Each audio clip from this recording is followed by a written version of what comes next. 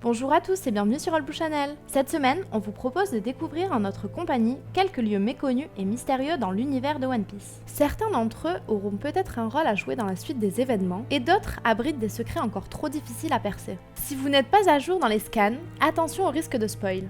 C'est parti! Le Triangle Florian.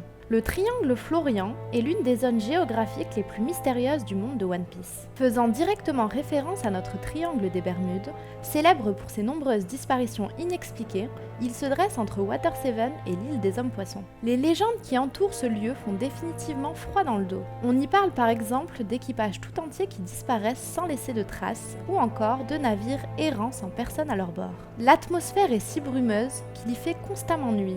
Bien qu'une partie des disparitions puisse être attribuée à Gecko Moria, qui se sert de cette zone pour tendre des pièges, il faut savoir qu'il y avait des disparitions bien avant l'arrivée de Thriller Bark, le navire de Moria, dans le Triangle Florian. Et ce qui rend ce lieu extrêmement mystérieux, ce sont les trois gigantesques silhouettes aperçues par Lola au large. D'une taille démesurée, on ne sait hélas toujours rien en ce qui les concerne. Il pourrait s'agir d'une créature ou encore d'une infrastructure type forteresse, et même, pourquoi pas, d'une arme antique. Quoi qu'il en soit, le Triangle Florian n'a pas fini d'attiser notre curiosité.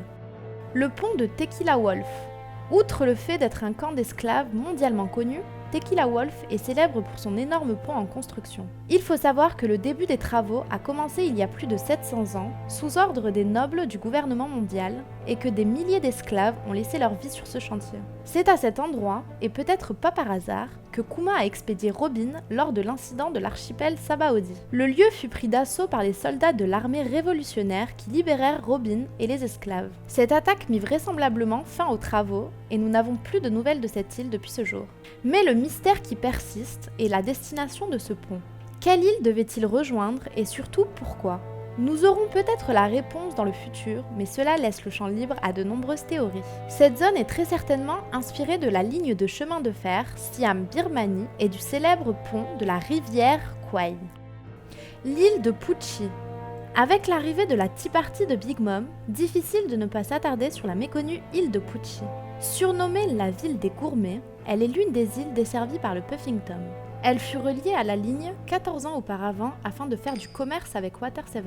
Elle serait une excellente candidate pour préparer les futurs bons plats du mariage de Sanji et Pudding. Et bien que ce lieu demeure un mystère, on connaît d'ores et déjà quelques personnages qui en dévoilent un petit peu plus. Tout d'abord, le maire de Pucci, Monsieur Birmain, qui est un homme assez bienveillant. Depuis le timeskip, on a pu constater qu'il était devenu un bon client de la Gay Layla Company.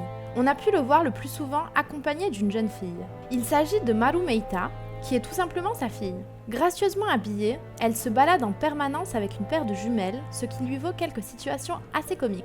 Et pour compléter le trio, on retrouve leur majordome, Yamena Hare. Il passe le plus clair de son temps à veiller sur Maru Meita. Et seul de son côté, on retrouve le quatrième personnage originaire de Pucci, Appa Yamao. Il est venu en aide à Usopp lorsque ce dernier tentait de réparer le Sunny sur Water 7. Il lui donnera des boulettes de riz et du bois. Il aurait été un bandit par le passé et aurait décidé de changer de vie. C'est tout ce qu'on sait de lui. L'avenir nous dira si Pucci, la ville des gourmets, se fera une place dans le futur de One Piece. L'île de Nanimonai. L'île de Nanimonai a été mentionnée mais n'a jamais été aperçue pour le moment, mais est assez originale et mystérieuse pour s'y attarder. Pour faire simple à propos de ses origines, un poisson géant a un jour avalé une île, les excréments qui en résultèrent formèrent l'île de Nanimonai. Dory et Brogy et leur équipage de géants accostèrent un jour par erreur sur cette île. Mais ce qui rend l'île de Nanimonai intéressante est qu'elle fait partie, malgré elle, de ce qu'on pourrait appeler la prophétie d'Usopp. Comme vous le savez, les anciens mensonges d'Usopp semblent devenir réalité un à un, et parmi eux figure l'histoire d'Usopp affrontant un poisson géant et accostant sur ses excréments géants par erreur. Si on suit la logique de la prophétie d'Usopp, alors un arc devrait un jour, d'une manière ou d'une autre, conduire Usopp à se rendre sur cette île.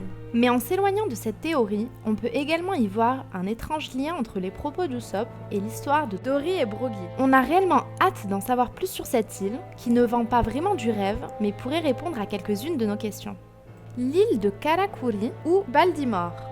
La Lune est au centre de beaucoup de mystères dans One Piece, et s'il y a un lieu qui est vraiment lié à la Lune, il s'agit bien de l'île de Karakuri. On surnomme cette île l'île du futur à cause de sa technologie très avancée. C'est à cet endroit que le docteur Tsukimi, créa ou répara les Spices. À sa mort, ces derniers s'envolèrent pour la Lune, ce qui fait de Karakuri le seul lieu précis connu à ce jour d'où a eu lieu un lancement vers la Lune. Pour en savoir plus, n'hésitez pas à aller regarder la mini-aventure d'Eneru. L'île est connue mondialement puisqu'il s'agit du lieu de naissance du légendaire docteur Vegapunk. Lors des incidents sur Sabaody, Kuma, qui est proche de Vegapunk, expédia Franky sur l'île Karakuri. Ce dernier eut alors la chance de passer des mois dans les anciens laboratoires du docteur Vegapunk et eut accès aux plans de certaines de ses meilleures inventions. Il créa ceci dit certains incidents, comme ce qu'on appelle le cauchemar de Barujimoa, qui est une énorme explosion provoquée accidentellement par Franky, qui détruisit une partie des premiers laboratoires de Vegapunk. Franky prit feu, il croisa alors un groupe de marines médusés par la scène. Cette rencontre donnera lieu à la légende de la bête sacrée enflammée de Barujimoa, connue à travers tout Grand Line. Les seuls habitants dont nous connaissons le nom sont Kiton, un petit garçon, et Taroimo, son chien cyborg. Il reste encore de nombreux mystères entourant cette île et sa technologie étrangement avancée. Et voilà, on arrive à la fin de ce point consacré à certains des lieux les plus méconnus et mystérieux de l'univers de One Piece. On espère que vous aurez appris certaines choses et on vous invite à nous laisser vos théories sur ces lieux en commentaire. De prochains épisodes arrivent très vite. En attendant, si vous aimez nos vidéos, n'hésitez pas à liker, partager et vous abonner. On vous dit à très bientôt sur Albou Channel.